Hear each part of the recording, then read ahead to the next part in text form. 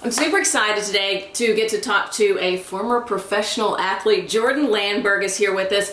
You ran track professionally for how many years? Roughly 8 years. 8 years. Yeah. So you ran in high school, you ran in college, went on to run professionally. What events did you run? 200 and 400. And how did you end up doing overall in those? I did well. I was able to do things I definitely never thought I would do. Like, you know what I'm saying? When I was younger, of course, I had the ambitions and the want to do those things and like put my mind to it. I was just like, you know what? I feel like I can do it. But being someone that didn't come from like a track family, it was kind of like, okay, let's think about football or another sport. And then realizing that track, I don't need to depend on anybody. Like other sports, you depend on everybody else. So I took more into track that way. And that's what kind of brought me to like, you know, let's just work hard and do this sport. And then I was able to, you know what I'm saying, go to college, get a scholarship, get a full scholarship to Troy University, and then able to actually live my dream and become a professional athlete and travel and see the world. So. And you coach now. Yes. You coach professional athletes. So yes, you're still very much in sports. That's your full-time job. I mean, that's pretty amazing. Yeah. I mean, you have to admit, right? That's what you do for a living. It's fun. It's definitely fun, especially dealing with people and athletes that like really want to work out and really want to get into it and better themselves as athletes. So. And I actually know Jordan because he also coaches my kids in track. And I met him because he was at a local field and my kids recognized the people that he was coaching as being Texans. Yeah. As in the NFL Texans. And so we kind of struck up a conversation, and so he definitely helped my kids during track season. I ran track. I love track. I did not do the 200 or the 400 or the 100. I did distance and high jump as well. But either way, you and I would have some great conversations when you were coaching the kids, and I want to inspire people and I want to encourage people to really kind of think outside the box when it comes to fitness and health right now. And so that's why I have him here with me, because as America as a whole, more and more people are struggling with obesity, with diabetes, with all of these health related problems, in many cases because of food and being sedentary.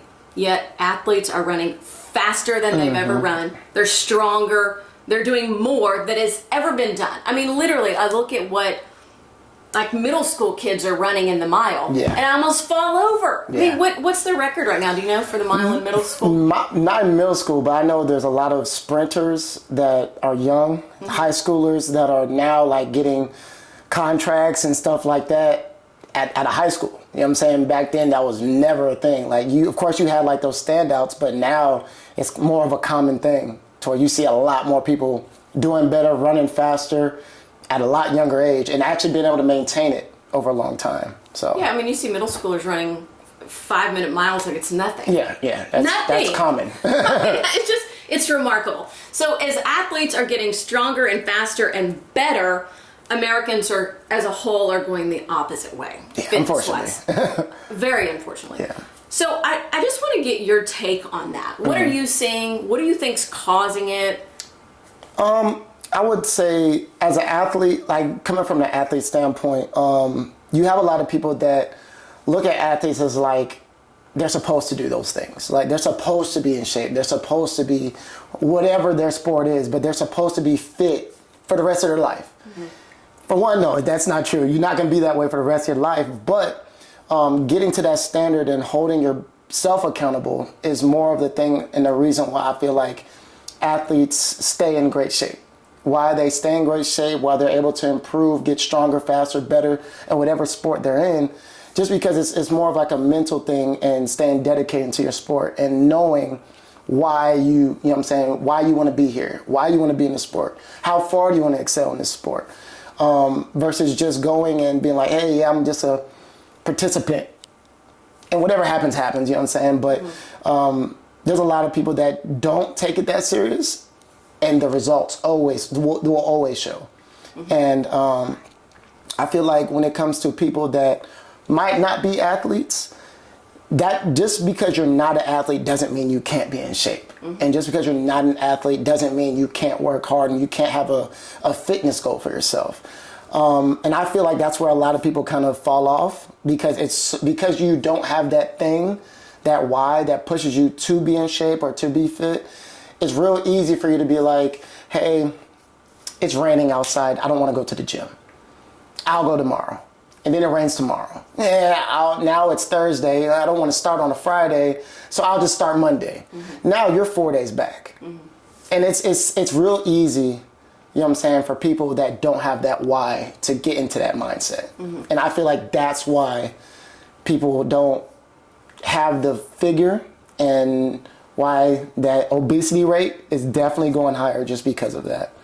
And when you start talking about the obesity rate going up, you start talking about disease going up as well. Yeah, for sure. I heard a doctor recently say that he estimated that 80% of illnesses in America are direct results of lifestyle. Oh, sure. So we're talking fitness and we're talking diet, causing 80% of disease. So when I hear that, I think that's wonderful, because that means 80% is preventable. Yeah. You can do something about it. You can. I guess that's the rub there for the people who want to get out there and do that. Okay, so now I want to get down to, because I hear this all the time. People say, well, he's an athlete because he's genetically predisposed to be athletic. And I'm not an athlete because I'm predisposed to sit behind a desk all day or something. And I was telling you earlier, I really never subscribed to that, but I really didn't after I had 2 different co-anchors in my career as a television news anchor who were Division I athletes. If you're from Houston or Dallas, Chris Gutierrez, Keith Garvin.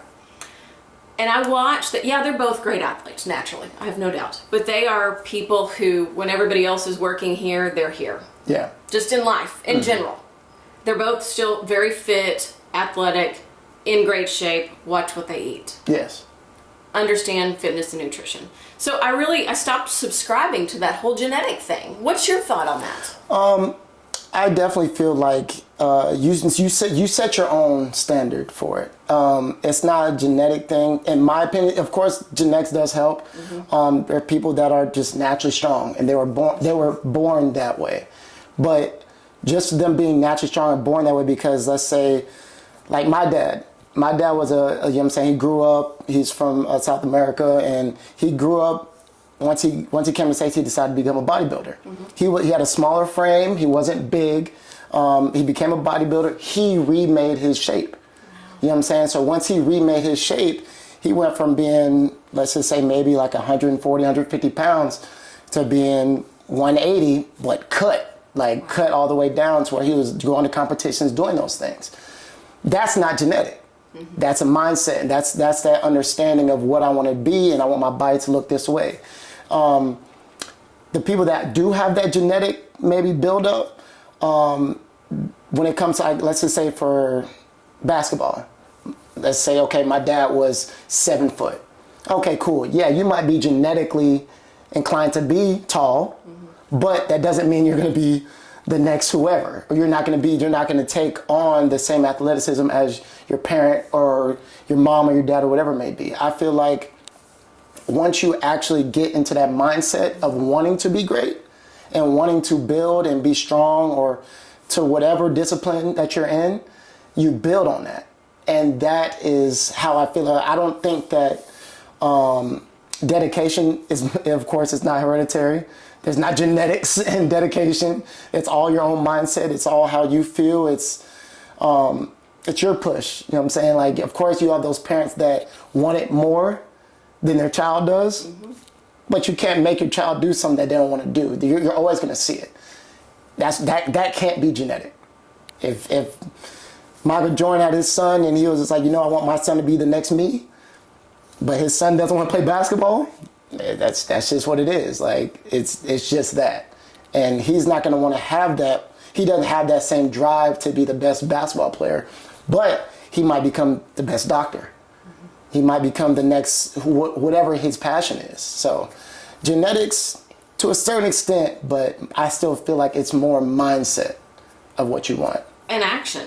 Yeah, I mean, of course. I try and tell my kids this, not that they always listen, but I've just found in my life, action trumps everything. Of course. Action trumps talent. Action Every trumps genetics. Everything. Yeah, just work. Sure. Yeah, because it's things that, of course, like, to be successful in anything, it's not going to be handed to you. So if you expect anything, especially in sports, to be handed to you, and you're like, oh well, no, I'm this person and my dad or my mom is this person, so therefore I'm supposed to have this, or this is just what I'm supposed to have. You'll make it so far off of pure skill, but you'll only make it so far. Hard work, dedication, like you said, in action, those are things that are going to bring you from that here to here. So, and I 100% agree with that. I want to talk about age too, because I hear people say that all the time. Oh, right? Yeah. Well, I'm 50, I can't do that anymore. Well, I'm 40. Well, and now I kind of laugh when people say, oh, I'm 40. I mean, I'm 46, and I don't run as fast of a mile as I used to, but I'm still trying. Yeah. I'm out there. But I hear that argument all the time. And I saw a video of you the other day. You run 23 miles an hour. You're not in your 20s anymore. No. You run 23 miles an hour sprinting. Okay, that's remarkable. I mean, you have to admit, right? Yeah. And then I want you to talk about that video of you leaping. That's remarkable as well. I'm going to show the video here, but tell us about that. It's more of a thing of, and it's crazy, like today I actually had the same workout and I did 24 miles an hour for 10 seconds today. Wow. But it's more of a thing of just like staying consistent.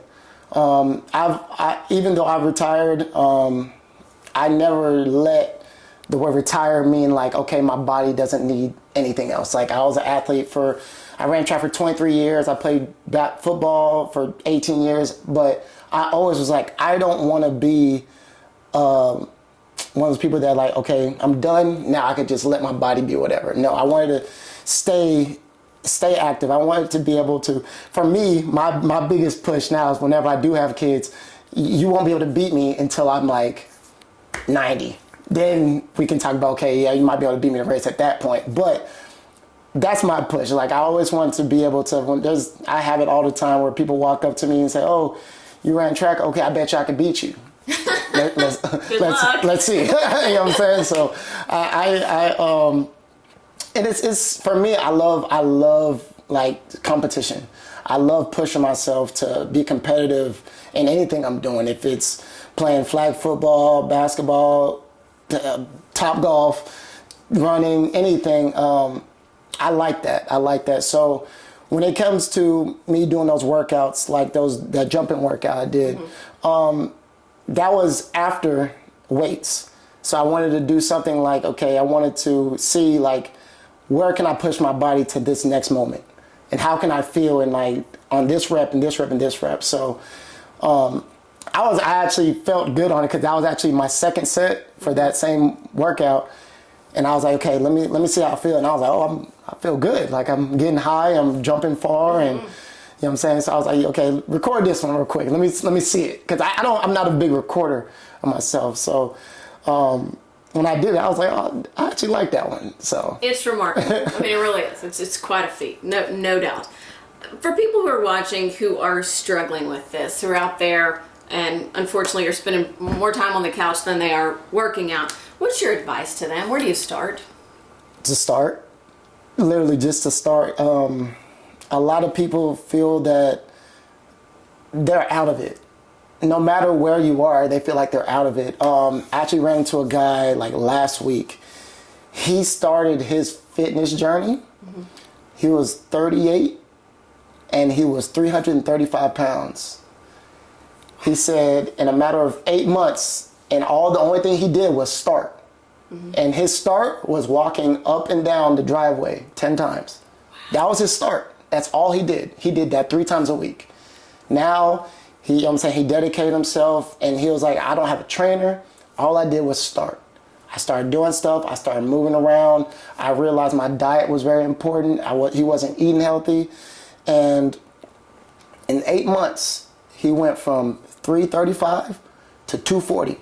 Wow. In 8 months. And now he plays flag football with me. Wow. You're kidding. Yeah. And he runs and he's like, no, I want to stay on the field, and he wants to keep going because he just started. That's it. He went from just being someone that just like thought that this is not my lifestyle to just starting one day and be like, you know what, it can be.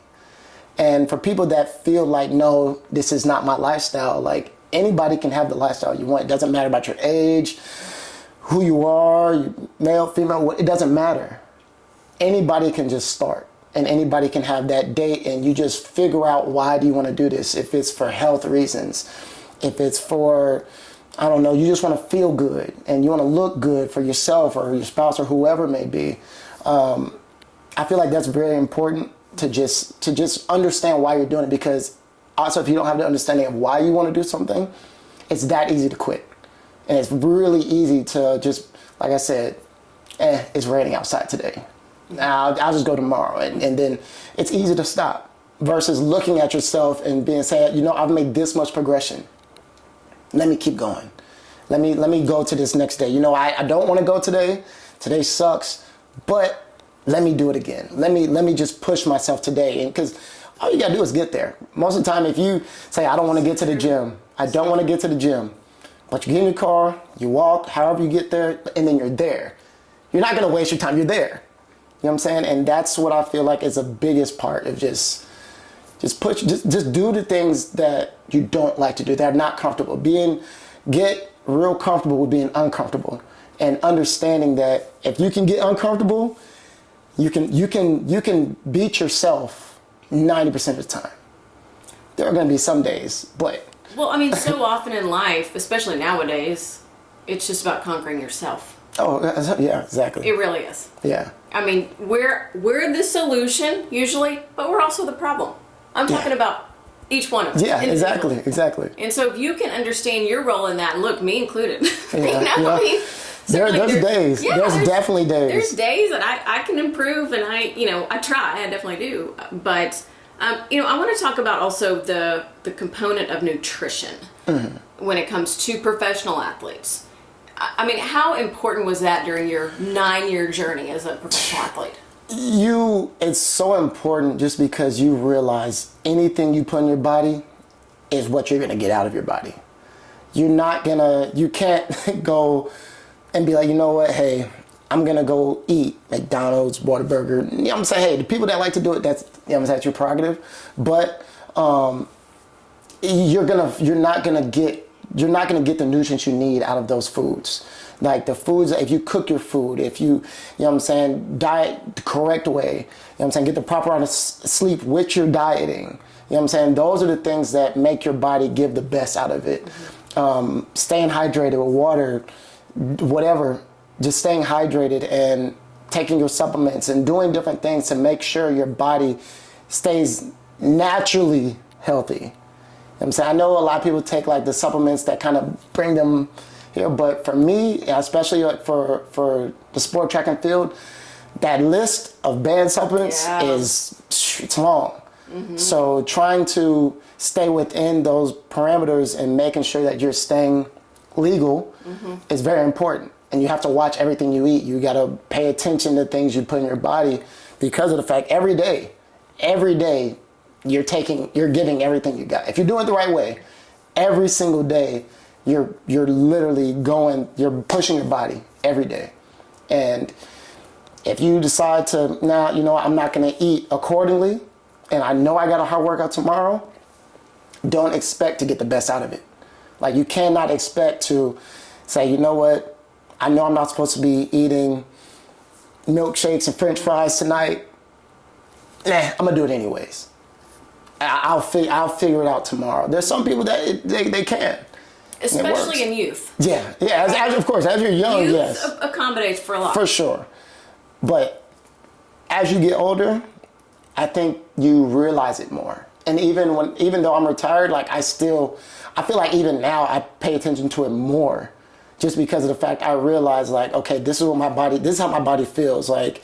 And when I do workouts, like with some of my clients, when I do workouts with them, like, I don't want to do a workout with, and I'm more tired than you, and I'm just doing a portion of it. Like, I'm just demonstrating. And I'm like, man, like, what did I do yesterday? What did I eat? Like, am I hydrated? Yeah. Like, why is the person I'm training looking at me like, you're supposed to know how to do this? Why are you hurting?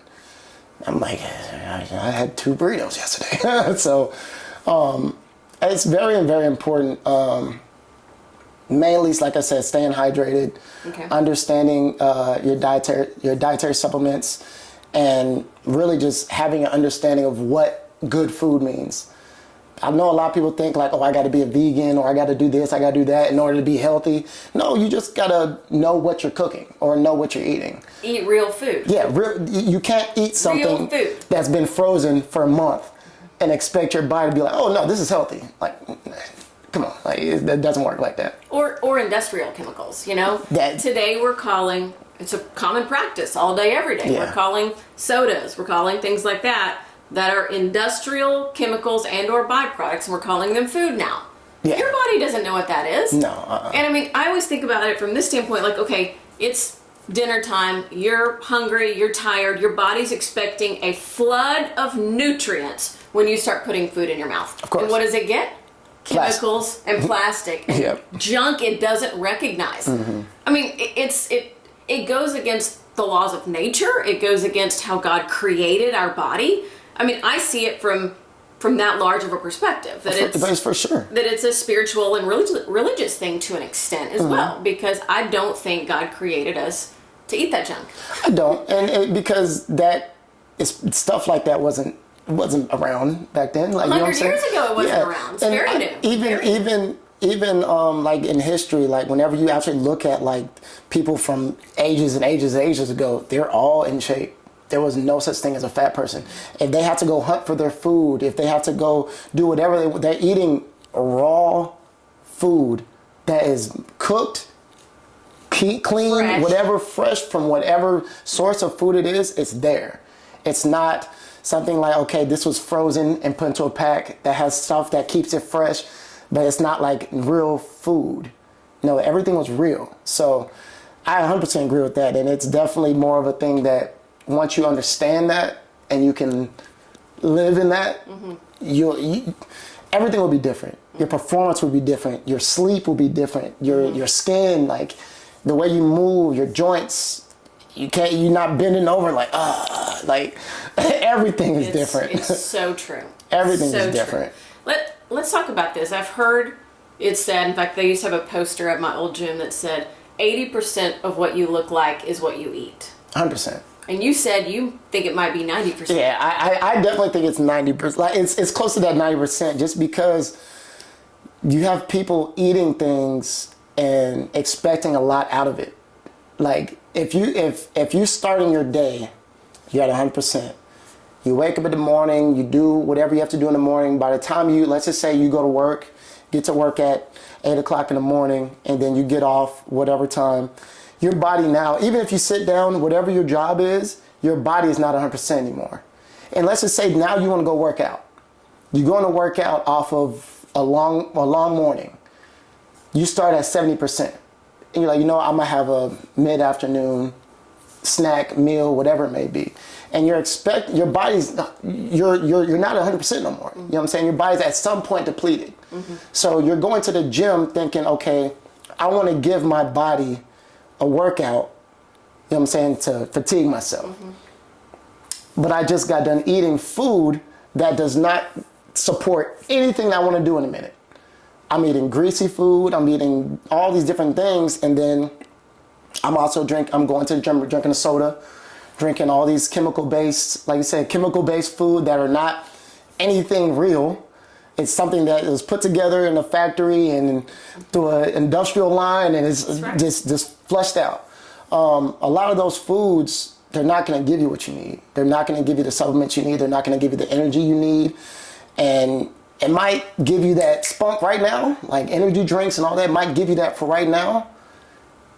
But when you get home, you go from, okay, like I said, you're at 60, you go work out, you take that energy drink, you might feel like you're at 80, 90, but it's just a rush. It's just a quick rush. Because now when you go home, instead of, for me, after I get done with the gym, yes, I'm tired, but my body feels good. You know what I'm saying? So I might feel like I'm at like an 80, 90% just because my body feels good. But I'm not coming down from anything. Versus being on those energy drinks, once you come down, now you're at like 30. Because you don't have anything to go off of. Your body went from thinking it's getting nutrition and getting this spark of whatever it is. Sugar and caffeine, usually. Yeah, exactly. And because your body's not going to tell you like, oh no, I'm not going to work off this. No, the chemicals are made for your body to work like that. But it's not for your body to sustain that. So as soon as it's over, it's over. And now you can pretty much go back from where you started and lower. Like I said, you go into that 30% range. So I definitely feel like that 80-90% of dieting, it controls a lot. It definitely controls a lot in your body, for sure. Yeah, it's concerning with, I think, for the kids and the energy drinks, because I think they think they're nutrition. Yeah.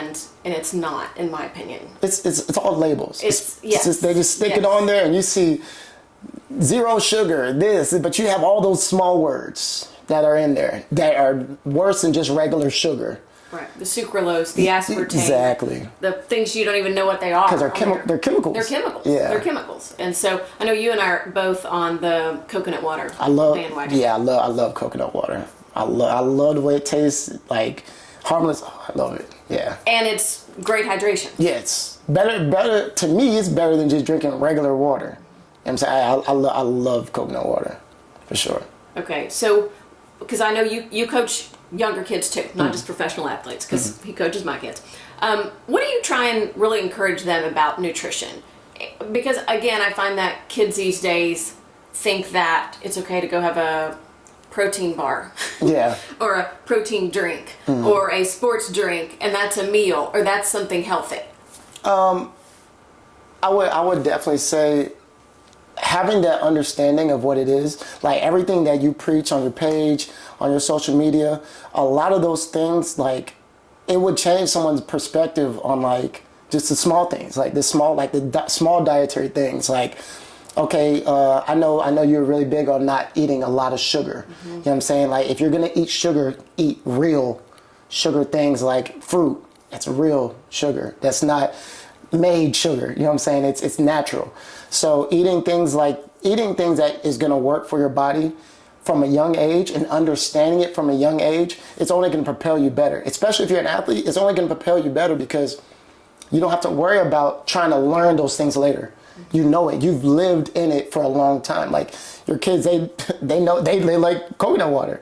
Oh, my kids love coconut water. A lot of kids be like, this is gross, but because it's not water, it's not soda, it's not juice, it's not sugary, it's not these things. But understanding what it does for you and understanding why it's beneficial for you at a young age, it'll change your life as far as an athlete. Being an athlete, even being not even a non-athlete.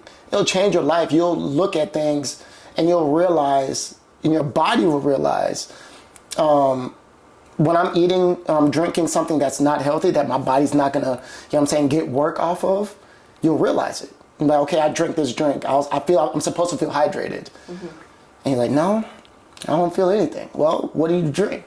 Well, I drink this thing that had all this, and that into, oh, well, why don't you drink this instead? Oh, okay, no, I like the way my body feels like this. I have more energy. And of course, they're not going to say it, especially if they're young, but you're going to see them having more energy. You're going to see them being able to do whatever sport and this and hydrating and the right kind of sweating. Because, of course, sweating is good, but you don't want to sweat and your sweat be real salty. You realize that you have your body's trying to get all that out. You want to be able to sweat and be kind of a healthy sweat. You want to be able to drink fluids and be hydrated. But a lot of those quick energy drinks, like you said, nutrition bars that are food, it's not food. It's sitting on your stomach and it's staying on your stomach because it's heavy. But it's not, it's chemically made. Yeah. It's not natural. So it's doing its job, if you will. Well, and it was created, and it was processed in a lab and then in some sort of big facility to sit on a store shelf for months, if not years. And be in a wrapper and not go bad, no matter how long it's been there. Right. Yeah. So that's always my tip off when you're looking at something and you're like, well, is this good for me or not? Oh, look, it's good for the next 24 months. Yeah. It has an expiration date. Yes. Like, you know what I'm saying? That's probably not healthy. Yeah. Yeah. It's not healthy. Did you learn early on about nutrition? Yes, my dad, he was very, very big on that. He was very big on, because he was a bodybuilder and because he knew like proteins, he worked with like a lot of like different like supplement people that they knew about it. And he was always around. My dad's always been active. He's always like Even today, like, I'll call him, hey, what are you doing? I'm playing the backyard again. Like, he's always active. He taught me early that the things you put in your body is the reason why you're able to perform the way you are. And whenever I understood that, and he was never like a let's go out to eat every day person. My dad liked to cook.